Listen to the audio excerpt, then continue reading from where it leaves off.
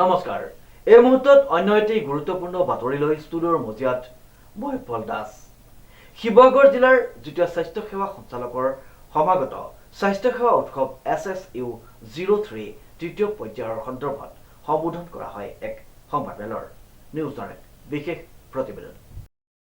শিৱসাগৰ জিলা যুটীয়া স্বাস্থ্য সেৱা সঞ্চালকৰ সমাগত স্বাস্থ্য সেৱা উৎসৱ SSU03 তৃতীয় পৰ্যায়ৰ সন্দৰ্ভত সম্বোধন কৰা হয় এক সংবাদমেলৰ।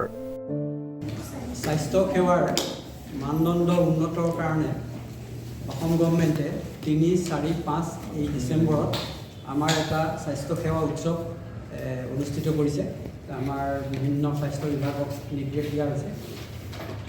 এই স্বাস্থ্য সেৱা উৎসৱ আমাৰ বিগত দুবছৰৰ পৰা হৈ আহিছে। এইটো স্বাস্থ্য সেৱা উৎসৱ 3 নম্বৰ আমাৰ স্বাস্থ্য সেৱা উৎসৱ 3।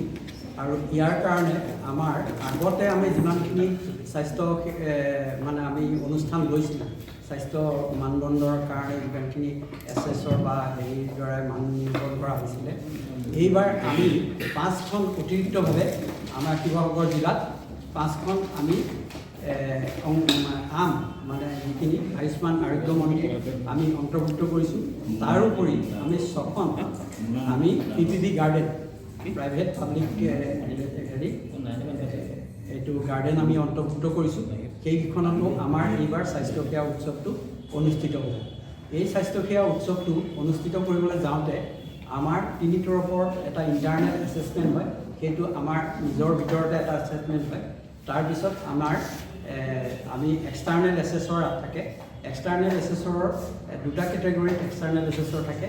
এটা এক্সটাৰ্নেল এছেছৰ তেওঁলোক টেকনিকেল পাৰ্চন ডক্টৰ, সেইখিনি মেডিকেল কলেজ বা বিভিন্ন স্থানৰ পৰা ডক্টৰ চৰকাৰীভাৱে নিযুক্ত কৰা হয়। আৰু এটা আমাৰ 15জন নন টেকনিকেল। সেই এজন টেকনিকেল আৰু এজন নন টেকনিকেল এই দুইখন মিলি পেলাই আমাৰ এখন হেল্থ ইনষ্টিটিউশ্যন তেওঁলোকে এছেছ কৰে। এছেছ কৰি ইয়াৰ কিছুমান প্ৰট'কল আছে, যিখিনি কোন কি পইণ্ট চাব। তেওঁলোকৰ হাইজিন চাব লাগিব, তেওঁলোকে ইনফেকশ্যন কণ্ট্ৰল কেনেকৈ কৰিছে, তেওঁলোকৰ ক্লিনলিনেছটো কেনেকৈ আছে, কেম্পাছটো তেওঁলোকৰ মেন পাৱাৰখিনিয়ে কাম কেনেকৈ হৈছে, তেওঁলোকৰ ফাইলিং কেনেকৈ মেইনটেইন হৈছে, সেইখিনি বিভিন্ন এছেছৰ এক্সটাৰ্নেল এছেছৰ আৰু ইণ্টাৰনেল এক্সটাৰ্নেল এছেছৰ 1 আৰু 2 এছেছৰ 2 এই দুইজনে মিলি তেওঁলোকে এটা বেলেগে কেলকুলেট কৰি তাৰপিছত তেওঁলোকে আকৌ নিজে বুজি পেলাই এটা এছেছমেণ্ট কৰি হেল্থ ইনষ্টিটিউশ্যনখনৰ মানদণ্ডটো নিৰূপণ। উল্লেখযোগ্য যে অহা 3 ডিচেম্বৰৰ পৰা 5 ডিচেম্বৰলৈ স্বাস্থ্য বিভাগৰ প্ৰমুখ্যে স্বাস্থ্য সেৱা মূল্যায়ন কাৰ্যসূচী স্বাস্থ্য সেৱা উৎসৱ SSU03 তৃতীয় পৰ্যায় অনুষ্ঠিত কৰিবলৈ সাজু হোৱা বিষয়ে জিলা স্বাস্থ্য বিভাগৰ যুটীয়া স্বাস্থ্য সেৱা সঞ্চালকে প্ৰকাশ কৰে। 30 নৱেম্বৰ জিলা স্বাস্থ্য বিভাগৰ যুটীয়া স্বাস্থ্য সেৱা সঞ্চালকৰ কক্ষত এখনি জৰুৰী সংবাদমেল সম্বোধন কৰি স্বাস্থ্য সেৱা সঞ্চালক ডাক্তৰ মাখন চন্দ্ৰ কলিতাই তেওঁ জনস্বাস্থ্য সেৱাক শক্তিশালী কৰাৰ উদ্দেশ্যে এই পদক্ষেপ সমগ্ৰ শিৱসাগৰ জিলাৰ মুঠ 45খন স্বাস্থ্য প্ৰতিষ্ঠানৰ মূল্যায়ন কৰিব বুলি অৱগত কৰে। এই মূল্যায়নে স্বাস্থ্য সেৱা প্ৰদান, আন্তঃগাঁথনি, পৰিষ্কাৰ পৰিচ্ছন্নতা, সংক্ৰমণ নিয়ন্ত্ৰণ আৰু ৰোগীৰ সেৱাৰ ওপৰত গুৰুত্ব আৰোপ কৰিব।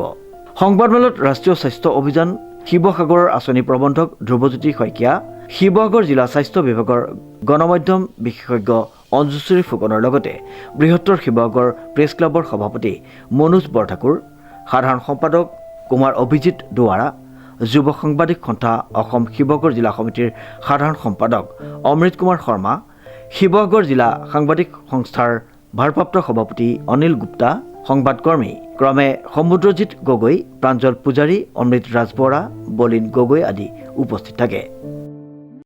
এইবাৰ আমাৰ টোটেল 45খন। আগৰ আমি দুবাৰ আমি প্ৰথমবাৰ যেতিয়া কৰিছিলোঁ আমাৰ যিখিনি মানদণ্ড আমাৰ কম আছিলে, পিছৰবাৰ সেই মানদণ্ডখিনি আমি কি কৰিছিলোঁ, আমি তেওঁলোকক আৰু ইম্পৰ্টেঞ্চ দি যিবিলাকে A পোৱা নাছিল, B পাইছিলে, সেইখিনিক আমি আৰু অলপ জোৰ দি আমাৰ ফালৰ পৰা চেষ্টা কৰি সেই বিখিনিক আমি Aলৈ কনভাৰ্ট কৰিছোঁ। আৰু ছেকেণ্ড টাইম আমাৰ বহুকেইখন B আৰু C পোৱা স্বাস্থ্য অনুষ্ঠান আমাৰ মানদণ্ড উন্নত হ'ল আৰু তেওঁলোকে A পাবলৈ যোৱা বছৰ সক্ষম হ'ল। এইবাৰ আমি এটা টাৰ্গেট লৈছোঁ যে আমি গোটেইকেইখন যিমানকেইখন আমাৰ 45খন লৈছোঁ প্ৰত্যেকখনকে আমি যাতে A, B গ্ৰেড দিব পাৰোঁ, তাৰমানে আমি মানদণ্ডটো উন্নত কৰিব পাৰিম। তেতিয়া আমাৰ শিৱসাগৰ আমি স্বাস্থ্যসেৱাৰ মানদণ্ডটো উন্নত বুলি আমাৰ অসমৰ ভিতৰত আমি প্ৰতিপন্ন কৰিব পাৰিম।